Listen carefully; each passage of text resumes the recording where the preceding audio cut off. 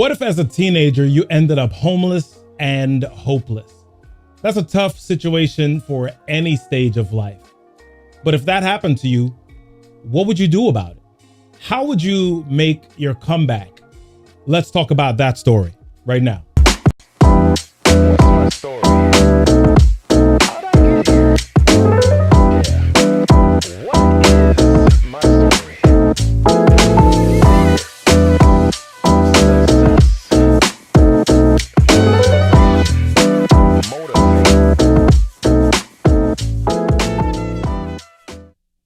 Hey y'all, what's happening? Robert Kennedy III here, RK3, that's me. Welcome to another episode of the What's My Story podcast, the show where we talk about pivotal moments in people's lives that lead them to their success.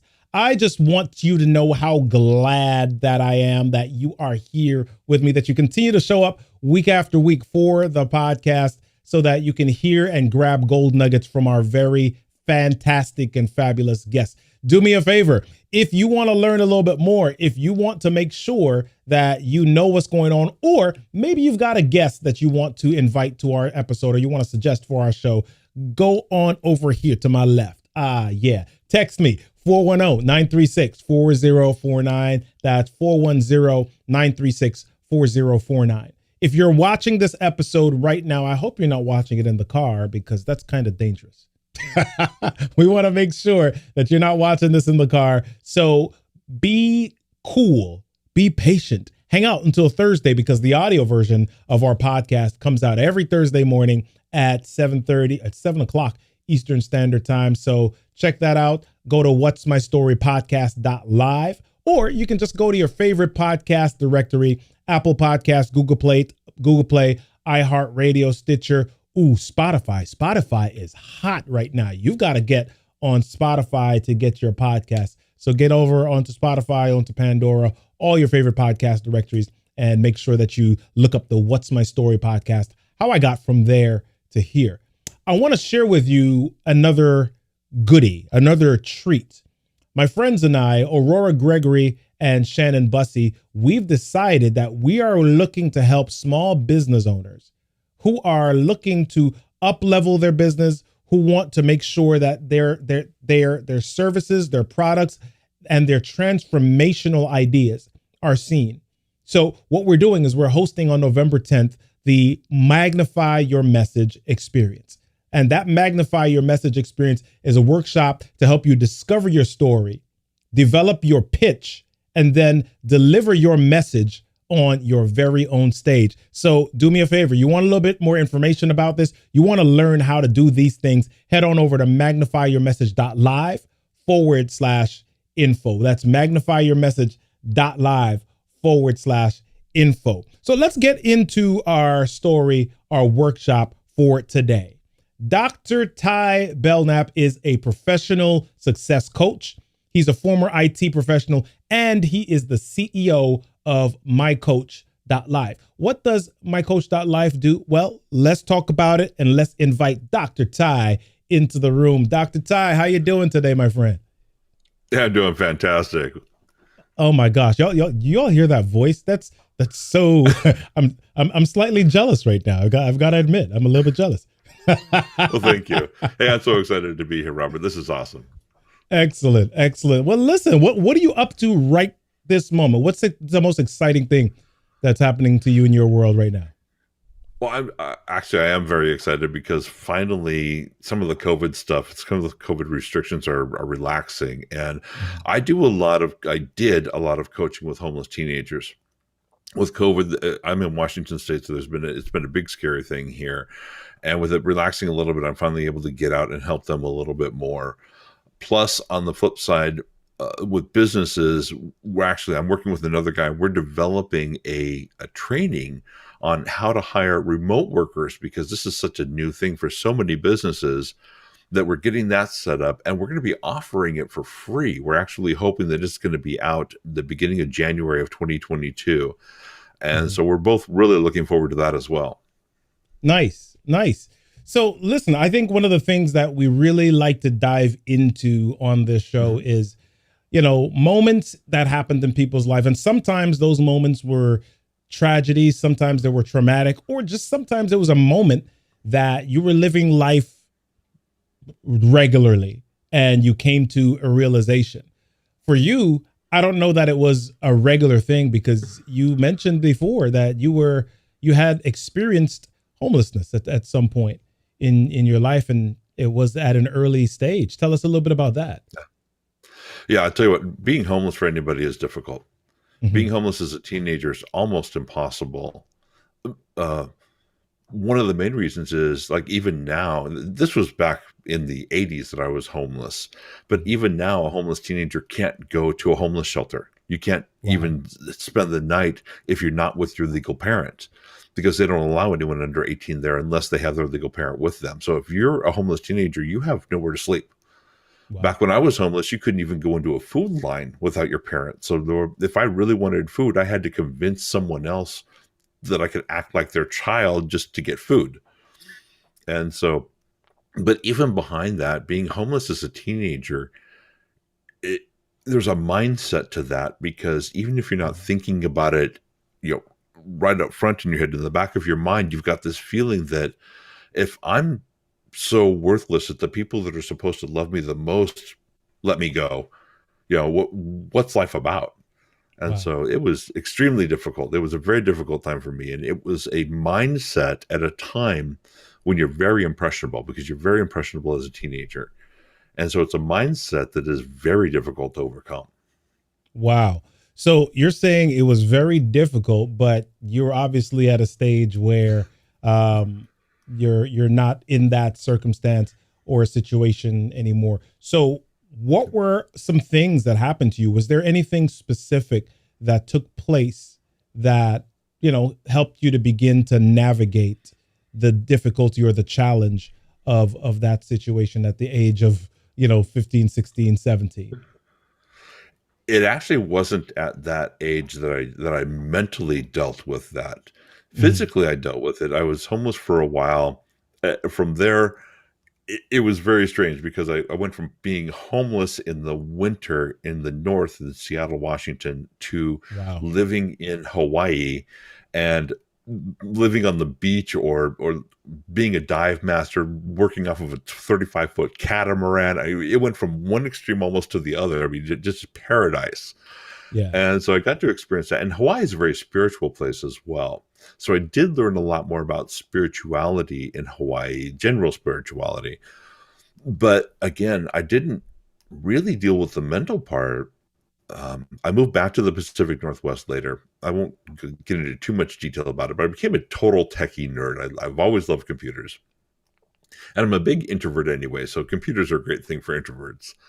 Yeah. But it wasn't until I started my own business many years later, in 2002, I'd been working at Microsoft, and I decided to start my own business.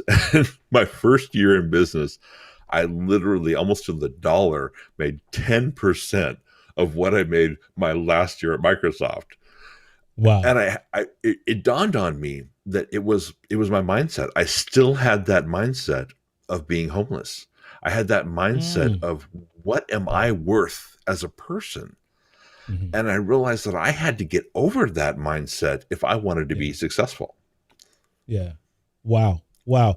So, and it's funny because so many of us have that mindset, right? We Hmm. have what others would deem to be good circumstances, but yet still we have imposter syndrome, and we have all these other things Yep. that jump into our brains to hold us back from accelerating at the pace that we were meant to. So, what was it Yeah. that you began to do differently that allowed you to start to navigate this mindset?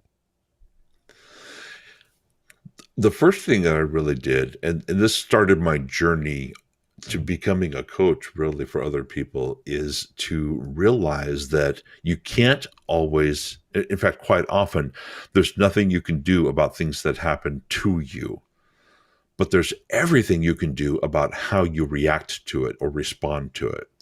Mhm. And that's what I started looking at, really, is when I was a teenager, there was nothing I could do about living on the streets.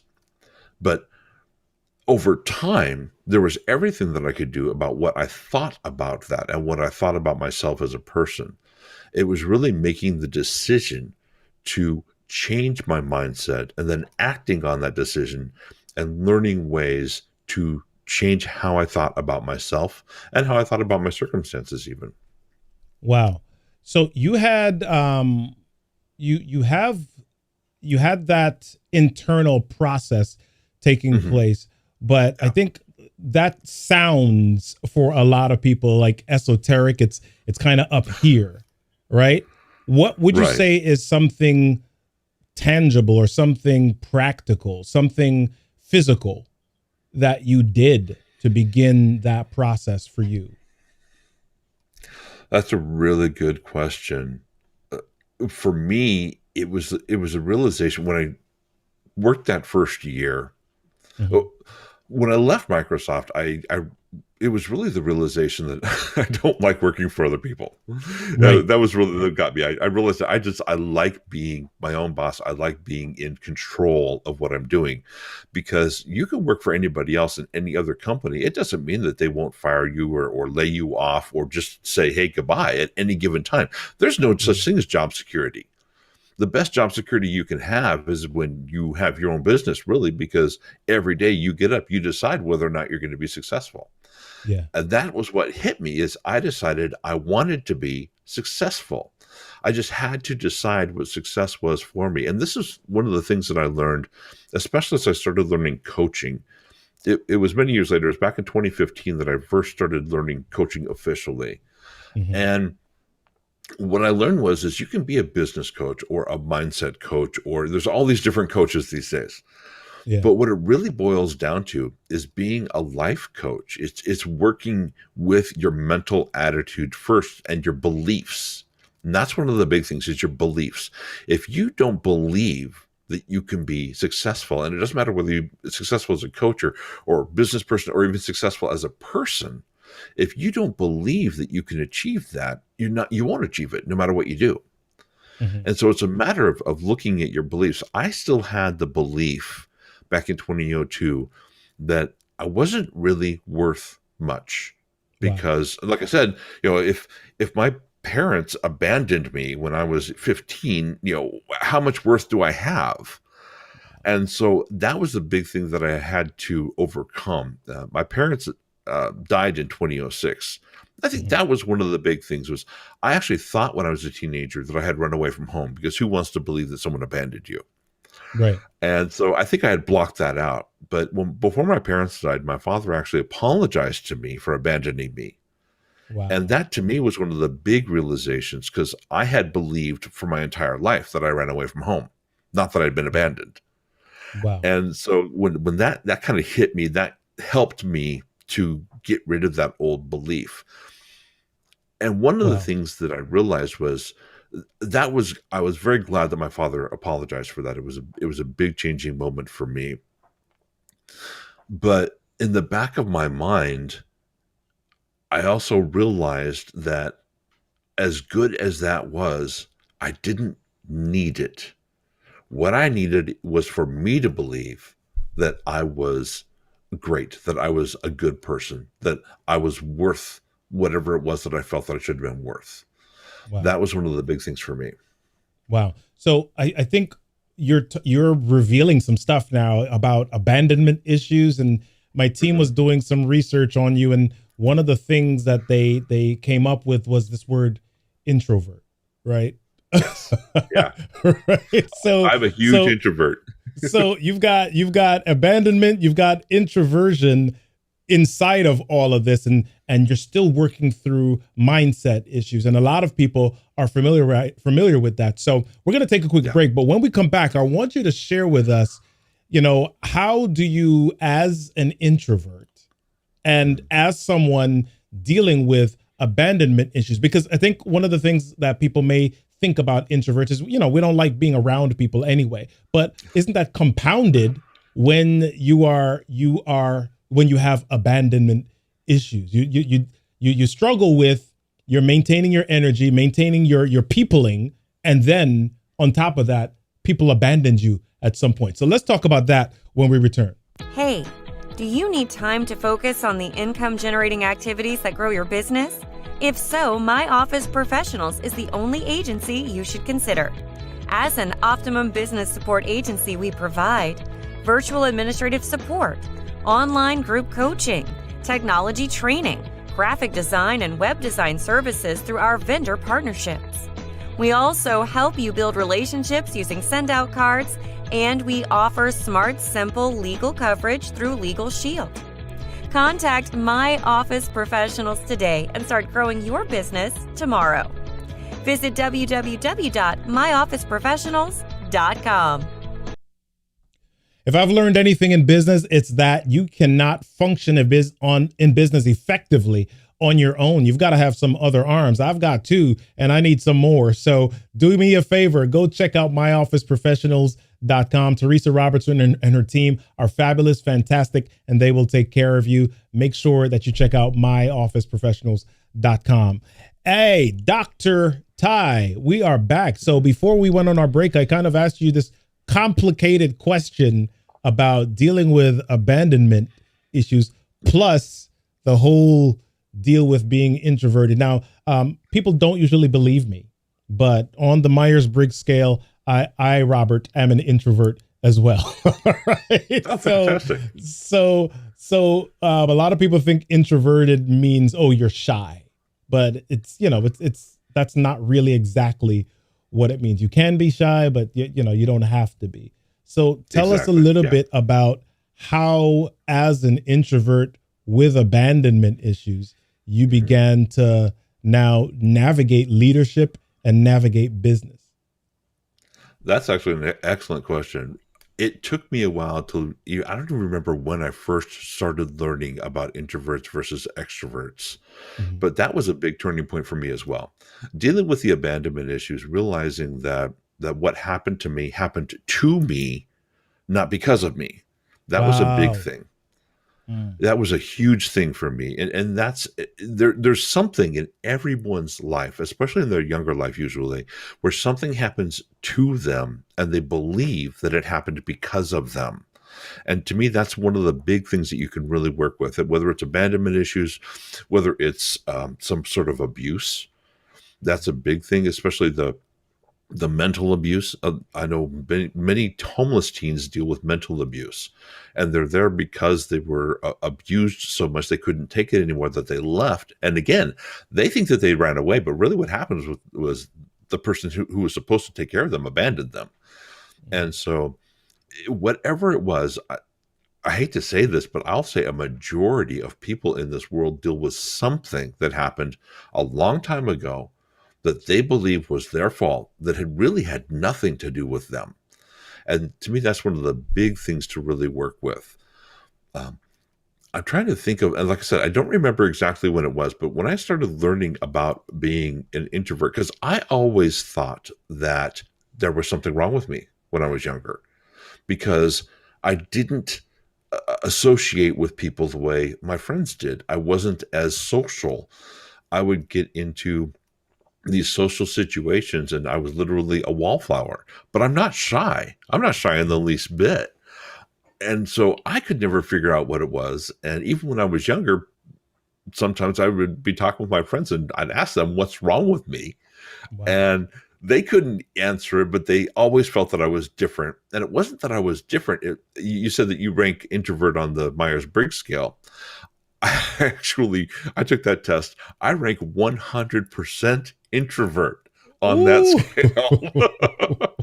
I sit in an office all day alone, 10 hours a day working, and I love it. So I'm very introverted. To the point where I actually even wrote a book called Leadership for Introverts, because introverts, that, like you said, there's a big difference between being a shy and being an introvert. And you can be an introvert and still be a great leader for other people.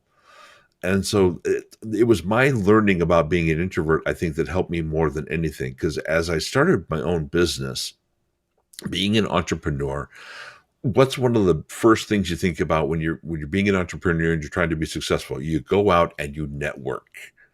Networking is, oh my gosh, that's almost like a 4-letter word for introverts. It's a very different, especially in-person networking. Yeah. I love Zoom networking. That's awesome. Now that they're starting to do all that stuff, because I feel so much more comfortable than the other way of networking. Yeah. And kind of like what you said, when people meet me, they have no idea that I'm introvert. I'll tell them a bit about me, and the extroverts are funny because they always try to fix me. They always try to say, well, here's what you can do to be more quote normal, but that's normal for them. That's one of the Right. big things that I've learned is I am an introvert, which it means that is normal for me. It may Right. not be normal for someone else, but it is for me. And I have learned to not just accept, but embrace what I am. Wow. And dealing with those abandonment issues, I think, gave me a strength that has helped me through every other part of my life. I am so comfortable with myself now that it's just, and that's part of the reason why I decided to become a coach, is because, like I had said, you can call yourself any sort of kind of coach, but it all goes back to then. And anyone who's hired a coach before knows this. You can talk about business issues, you can talk about other issues, but when it comes right down to it, when you start getting deep into it, it's always a life issue. Yeah. It's something that's going on with your life, which is why I call myself a life coach, because Wow. that's what it all boils down to. Mm-hmm. So you call yourself a life coach, but a lot of what you deal with, or who you deal with, are business owners. So can you Yes. tell us a little bit about that juxtaposition. When people think about life coaches, it's kind of like Ian Levin's aunt, fix my life type, Right. type of thing, right? Why do you call yourself a life coach if you do business coaching? It's a great question. And I've got a great example for you. I'm not going to mention any names, but one of the people that I coach, when I first started coaching him, he couldn't figure out why there was so much turnover in his business. And what he wanted was to figure out how to keep his employees. Mm-hmm. And I coached him for about 6 months. And after 6 months, he was about ready to stop. He actually told me, he said, this just isn't working. I asked him if he would allow me to do 2 more sessions. And in these 2 sessions, can I go deep with him? Mm-hmm. And he said, sure, whatever, let's do it. Not thinking about what it would be. And in the very first session, every time he would say something, I just kept saying, what's behind that? And he would say something, I'd say, well, what's behind that? And I probably said that 4 or 5 times. And it finally got down to he craves drama. Wow. And he finally dawned on him that the huge turnover in his business was because of him craving drama. Nothing to do with the employees, nothing to do with the way he was hiring. It was this mindset. The drama gave him attention. Mm-hmm. Something in his past where he had been ignored by people for a very long time made him want that drama, made him want the attention, whether it was good attention or bad attention. And so all of his business issues went back to something that was going on in his life. Wow. And that's why I call myself a life coach. Wow. So I love that, because I'm looking at a question that was in our comments here from Sandra saying, how do you get over mindset, right? How do you attack that? And I think what you're saying is, we're all in corporate, we're all in business, we're all in these situations or these spaces in our lives. And ultimately the challenges that we face in those big areas come back to something internal, something specific, some situation or some belief that we have that colors how we operate. So I think we're getting close to the end here, and I want to land the plane somewhat, but Okay. I want you to share with us, especially when you take on business owners, what are the biggest belief challenges or belief obstacles that you just repeatedly keep running into with your business coaching clients? Interestingly enough, it's the same problem that I had when I started my business. They don't believe in themselves. Mm. For whatever reason, they don't believe. There's something in the back of their mind that tells them they should not be that successful. And your mind will accomplish whatever you think about the most. So if there's this belief in the back of your mind that says, I can't be successful beyond this point, then you won't be. Mhm. No matter what you do, your success will be limited by your belief.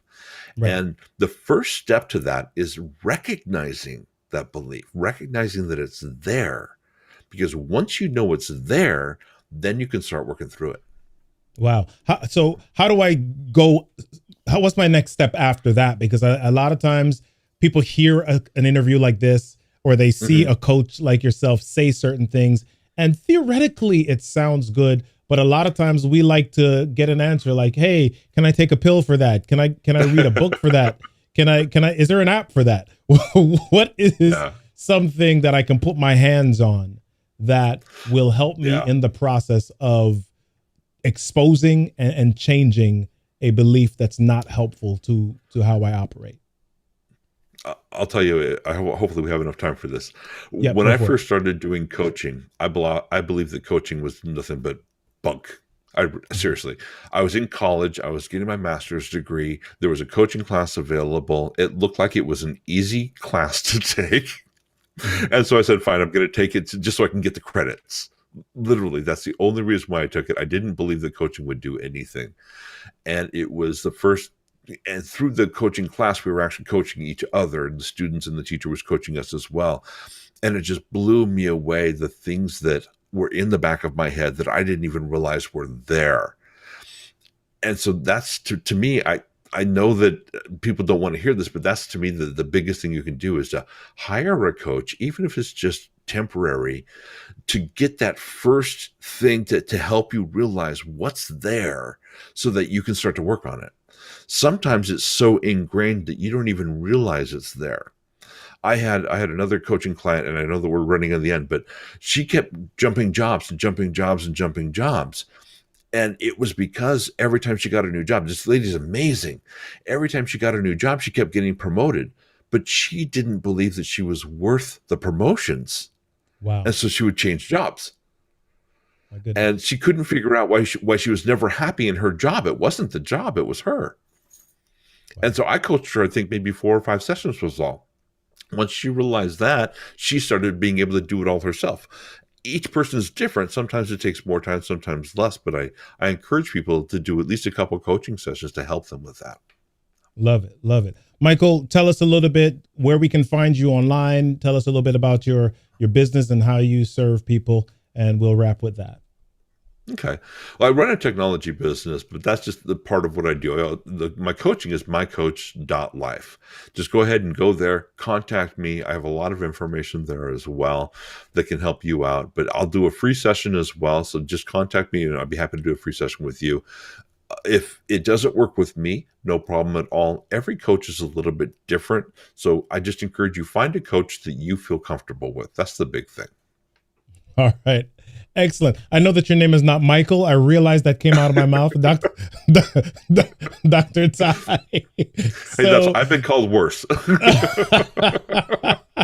Yeah. Well, listen, do me a favor. Hang out in the green room for just a second so that we can wrap this thing. All right. Well, listen, Dr. Ty has shared with us that you can have bad circumstances, bad situations in your life, but that situation doesn't have to define who you are.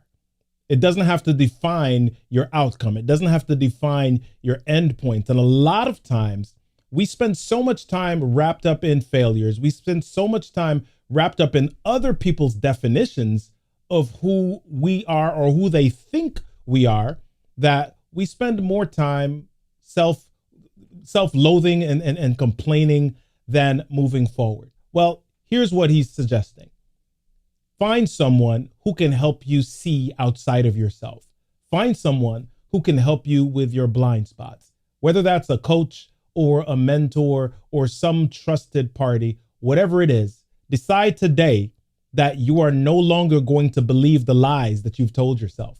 Decide that you're going to find someone who can help you discover your truth so that you can then live that truth, and be amazing to the world. Listen, everybody. I always say at the end of every episode, everything that happens to you in life is your stuff. Your stuff is your story, and your story deserves a stage. I'm Robert Kennedy III, RK3. I'll see you on the next episode of the What's My Story podcast. Peace. What's my story?